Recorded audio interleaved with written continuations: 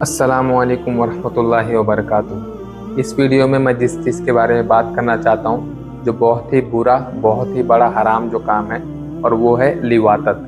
लिवातत यानी private part के पीछे के हिस्से में सेक्स करना, जिसे इंग्लिश में सोडोमी कहते हैं। और उसी की मॉडर्न फॉर्म सब उसकी तरफ इतना निकल के आए हुए हैं।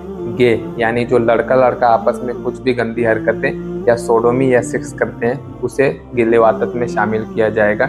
या फिर जो लड़कियां लड़कियां आपस में एक दूसरे के साथ कुछ भी गंदे फील करते हैं, कुछ भी गंदा काम करती हैं, वो भी इस कैटेगरी में आएगा, जो कि सख्त हराम और सख्त हराम है। और यही फितना आजकल के ज़माने में आम हो चुका है। और उसी की मॉडर्न फॉर्म में कुछ कुछ नए नए ऑर्गेनाइजेशन निकले हैं, ग्रुप निकले हैं, जैसे LGBTQ वगैरह वगैरह। तो आप ये समझ लें कि सेक्स का और इंटरकोर्स का जो मामला है, वो इस्लाम में शादी के बाद ही जायज़ होता है, और वो भी सिर्फ और सिर्फ मियाँ और बीवी के नज़दीक। और मियाँ और बीवी यानी हस्बैंड और वाइफ में भी जो हलाल तरीका है, उसी रास्ते से जायज़ है।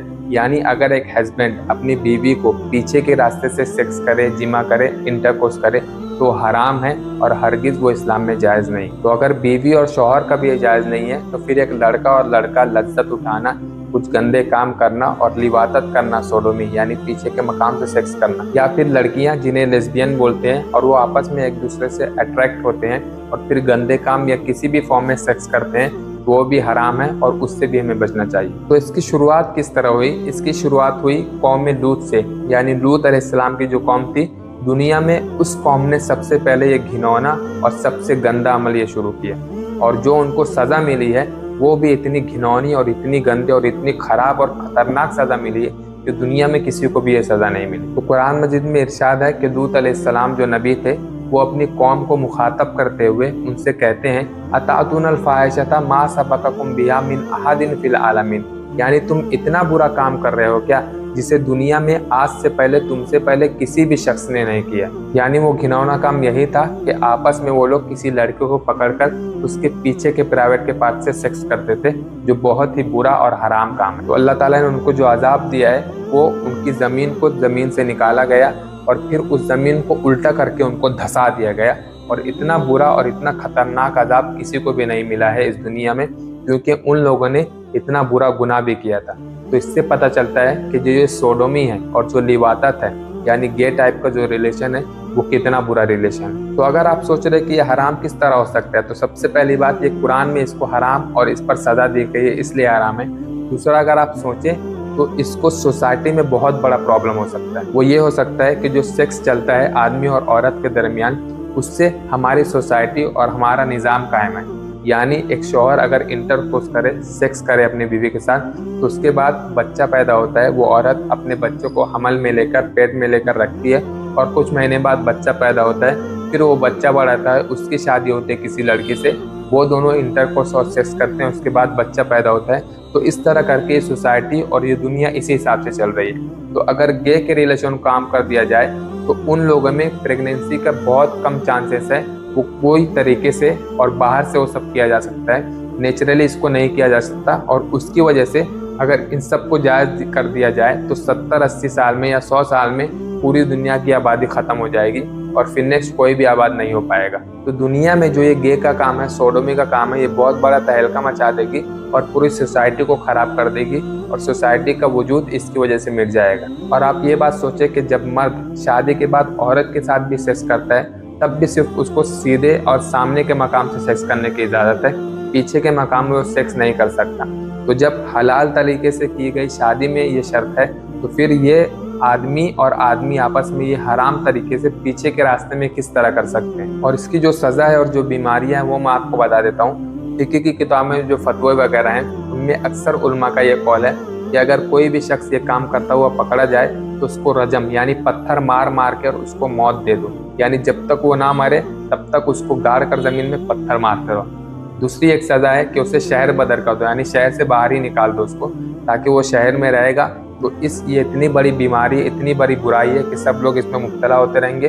उसको शहर से ही निकाल दो, सोसाइटी से उसको अलग कर दो और उसको इंसानों के बीच में मत रहने दो। कुछ लोगों ने ये कहा है कि उसको पहाड़ पर चढ़ाकर मुंह के बल धक्का दे दो ताकि वो गिरकर उसी वक्त मर जाए। और एक हदीस शरीफ में आता है, जिसकी सनद में थोड़ा कलाम है, लेकिन हदीस शरीफ में ये आता है कि मन वजदतुमूहु यामलु कौमा अमल लूतिन फक्तुलुल फाइल वल मफऊल बिही, यानी तुम में कोई शख्स कौम लूत का अमल करते हुए किसी शख्स को देखे तो फाइल यानी वो काम करने वाले को, वल मफऊल बिही और जो वो काम करा रहा है, उन दोनों को कत्ल कर दो। तो आपको ये बात तो जरूर मालूम होगी कि जितना बड़ा जुर्म होता है उतनी बड़ी सजा होती है। तो आपको मैंने अभी ये बता दी कि इसकी कितनी बड़ी बड़ी सजा है, तो आपको मालूम ही पड़ गया होगा ये कितना बड़ा जुर्म और कितना बड़ा गुनाह है, और ये काम हराम हराम और सख्त हराम है। और फिजिकली अगर हम देखें तो हमारे बदन में और फिजिकल तौर पर इसके बहुत सारे प्रॉब्लम्स हैं।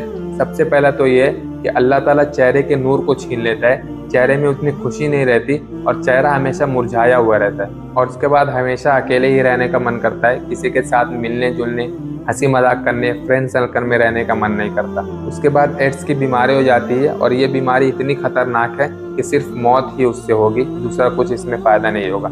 उसके बाद जिगर यानी फेफड़े की बीमारी हो जाती है जो मौत का जरिया बनती है। उसके बाद टाइफाइड हो जाता है। उसके बाद बदन में खुजली हो जाती है, यानी इतनी बड़ी बड़ी बीमारियां हमको इस गुनाह से हो सकती है। और उसके बाद जो मैंने आपको बताया कि इसमें सोसाइटी की बर्बादी है। अगर ये अमल जायज़ कर दिया जाए तो फिर 70, 75 या 100 साल में पूरी जो सोसाइटी है वो ख़त्म हो जाएगी, और उसके बाद पूरी नस्ल ख़त्म हो जाएगी। और आपको मैं एक बहुत बड़ी और बहुत अहम बात बताता हूँ, अगर आप गौर करेंगे और आप अगर इंसान है, आपको ज़रा सा भी उसमें भरोसा है, तो आप ये समझ लीजिए कि ये इतना बुरा काम है कि जानवर भी आपस में ये काम नहीं करते। यानी जानवरों में भी अगर कोई काम करेगा तो जानवर में जो मेल है और जो फीमेल है वो दोनों ये काम करेंगे। मेल और मेल आपस में ये काम हरगिज़ नहीं करते, और पीछे के मकाम से ये काम हरगिज़ नहीं करते जो मेल और मेल जानवर में रहते हैं। तो हम इंसान ये काम किस तरह कर सकते हैं? यानी ये काम करते हो जानवरों को भी अकल है कि ये कितना बुरा काम है, लेकिन हम इंसान होकर इस काम के पीछे कोई कोई पड़ा हुआ है। और फिर आखिरी बात आप इसमें ये समझ लीजिए कि आपको अगर ज़रा से भी शक है कि ये काम कहीं पर हो रहा है या इस तरह की बीमारियां कहीं पर जन्म ले रही हैं, तो आप उसको ज़रूर रोकने की कोशिश कर रहे हैं। वरना फिर ऐसा होगा कि जो भी गुनाह होता है हम उसको नहीं रोकेंगे तो वो गुनाह हमारे घर तक पहुंच सकता है, और माज़ अल्लाह कभी हमारा बेटा भी उस गुनाह में शामिल हो सकता है, हमारा भाई भी शामिल हो सकता है, और हम भी शामिल हो सकते हैं। तो कम से कम अपने बेटे की खातिर, अपने भाई की खातिर, अपने घर वालों की खातिर इन सब गुनाहों को रोकें, और इन सब गुनाहों को आप ज़रूर बचने की कोशिश करें। अब इससे बचने के लिए हम क्या कर सकते हैं? ज़रूर तौबा करें, और उसके अलावा इस तरह के जितने भी रास्ते हैं उन सब को हम कट कर दें।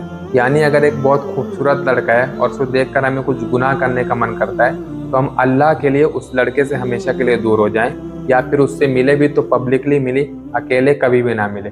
और इस तरह के जो भी लड़कियां खूबसूरत, या जो लड़कियां आपस में मिलती हैं, खूबसूरत लड़कियां हैं या दोस्त हैं, वो अगर उनसे देखकर ज़रा भी गुनाह का कुछ ख्याल या तसव्वुर आता है तो हरगिज़ उनसे दोबारा ना मिले, और मिले भी तो पब्लिकली मिले, अकेले में हरगिज़ ना मिले। वरना शैतान बहुत बड़ा धोखा और दगा देने वाला है, वो आपको ज़रूर इस फितने में, इस बड़े गुनाह में शामिल कर लेगा। और हमेशा कोशिश करें कि अपनी नज़र को नीचे रखें, क्योंकि नज़र से ही हर गुनाह की शुरुआत होती है। तो अल्लाह ताला हमें इस बुरे काम से और इस तरह के बाकी गुनाहों से बचने की तौफीक अता फरमाए।